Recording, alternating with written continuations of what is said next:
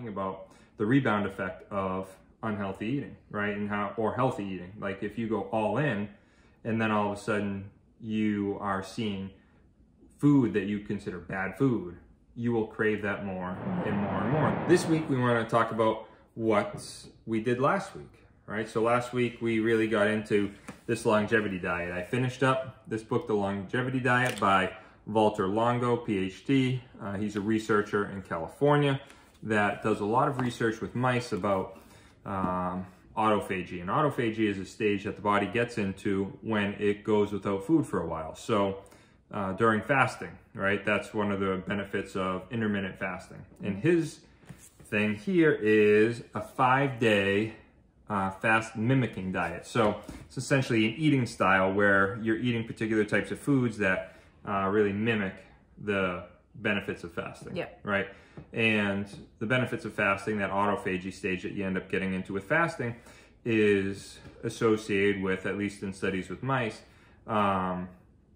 breaking down of bad tissues, right? So if you hear any of these stories that come out about people in chemo or with cancer that they changed their diet and it helped them, it's like it's still early on in research, but there's a lot of people that are studying the fact of like healthy eating, less protein, right? Less protein actually eaten actually causes less abnormal cell proliferation, right? Because it allows you to get into that autophagy stage. I once heard the autophagy described as like your body's garbage system, like garbage removal system. Yep. So autophagy is a cellular process where just like the body goes through, and any dysfunctional cells or any cells that aren't doing the job as efficiently as they should, they just say, get the hell out of here.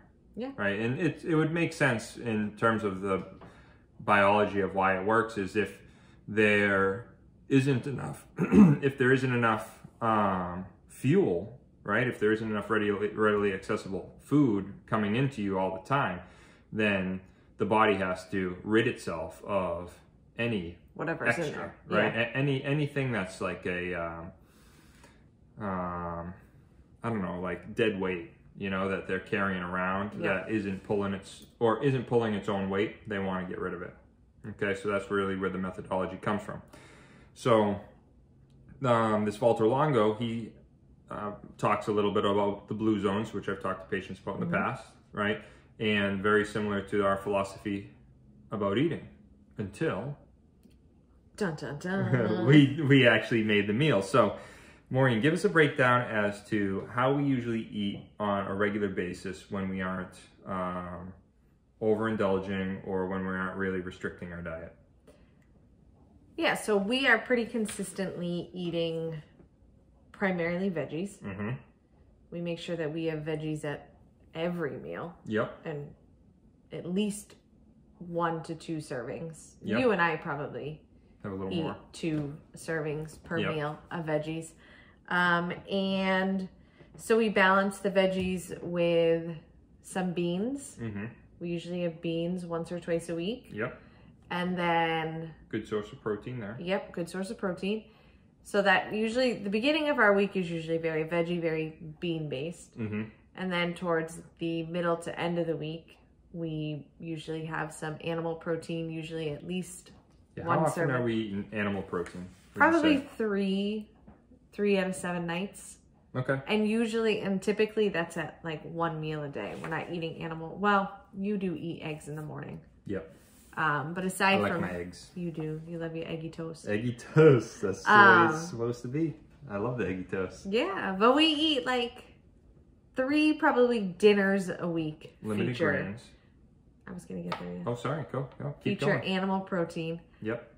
Chicken, fish, some ground beef.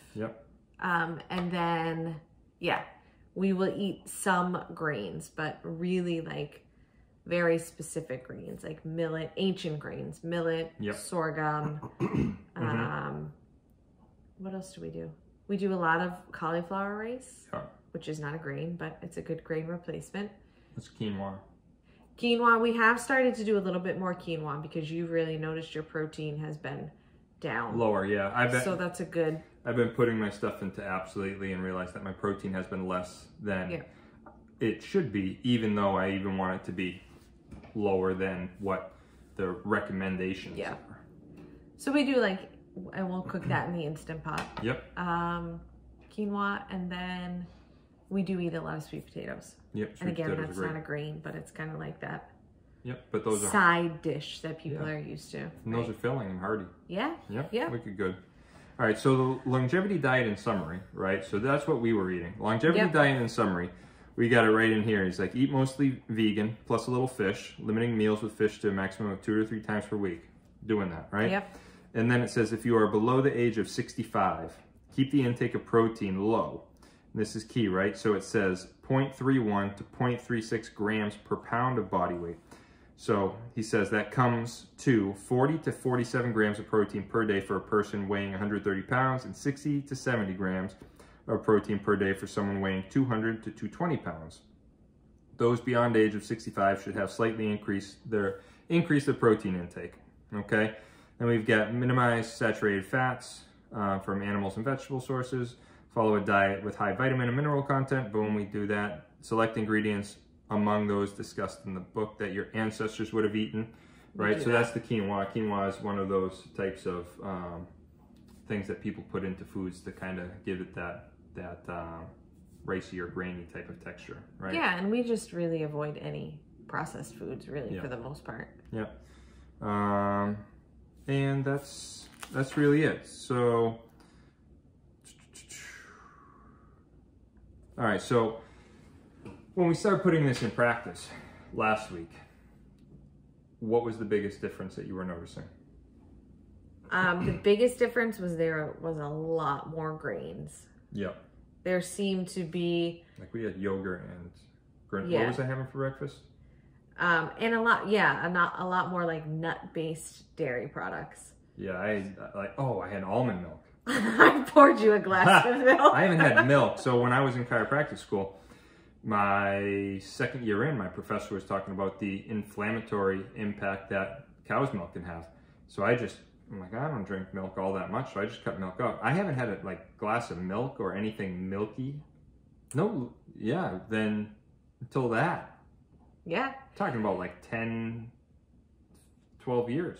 It was really weird. I mean, it was nut milk, but it was really weird for me to get that milk pour you a glass of milk and slide it over to you. But yeah, it was a lot more. I would say like the dinners were not all that different, but breakfast and lunch was different. It was a lot more grain based. We ate more pasta than normal. Yep. And I think the change that I tried to make was kind of keep it lectin light, and we would do cassava pasta instead. Yep. The breakfasts were like cereal. Well, we don't have cereal in the house. So I give you puffed millet with some hemp seeds. Yep, and kids have had that. The kids like that. Yep. So it seemed to be more grain based than veggie. So I felt really restricted over the 4 days. I was tired at times. I had been eating relatively well beforehand. And the big reason why we want to talk about this today was because I felt through that stage that I had really kind of all or nothing, right? I had really restricted my calorie intake, which then when it came time for what day? Thursday? Mm-hmm. Thursday, I overindulged. Like a candy bar. I ended up getting pizza. I just, restricting your diet that much really has a rebound effect. And sure enough, when I think I told you guys before, I signed up for Noom to check that out. Noom has a bunch of psychological little workshops that you can do on it. I'm reading about it. And sure enough, the day that the next day I was looking at that, and it was talking about the rebound effect of unhealthy eating, right? Or healthy eating. Like if you go all in and then all of a sudden you are seeing food that you consider bad food, you will crave that more and more and more. And the longer you go without satisfying that craving, causes that reward, that mental reward, to even become even higher. Yeah. I keep thinking of it like when you're in high school or something, it's the bad boy, or like the bad relationship person that you should stay away from, but you're like, oh, that's the you're bad drawn guy. to it. Yeah, you're drawn to it. Like that's the thing I should end up. That's the thing I should end up getting, and that's the reward. And that's what these overindulging and then these yo-yo type diets really. So, and I think that's what we have found over. I mean, this has been a 2 or 3 year kind of journey for us, and we've had times where we're really very faithful, very. You know, really seeing a program through to fidelity. Yep. And then what we find on the opposite end is at some point, it's not sustainable. Yeah. Because of that psychological effect. So we've really tried to find that. Yeah. That balance between, all right, what are the things we like to eat? When kind of pre-planning for those indulgences. Yeah. The pre-scheduling that and even putting it in the calendar. It's huge. Right, like putting it on the calendar. We were doing that for a while. Yeah, so like every time I told Maureen, like I like stopping and getting beach pizza every once in a while. I was doing it a lot more during COVID stuff, but when I get a haircut now, I get a haircut maybe once every, 3 weeks, 4 weeks? Yeah. There'll be a time that I maybe go out and get that. It's pre-planned, you know, but that pre-planning is very, very valuable. And it goes into like primitive ways too of like, if you had something accessible to you all the time and it was good to store that energy up and then it was gone, the minute you found it again, you would just over consume it all because you didn't know when you'd find it again. You were kind of signaling your body that, hey, we had it, now we don't have it. And then all of a sudden it's there again. You're like, oh, it's not going to be here again pretty soon. We got to make sure that we get it all. So that's really our longevity diet, or my longevity diet. Not ours, because you made the foods and stuff like that and evaluated all the recipes and stuff. That was our little test there. It's a cautionary tale it's a cautionary tale to not get too overly committed to a very like narrow-minded type of approach. Yeah, I like the information in the book was awesome. It was stellar, but the practicing it when we already had a good thing going. Yeah, you have to be realistic. Yep, very realistic. Yep. All right, hope you like this one. We'll be back next week.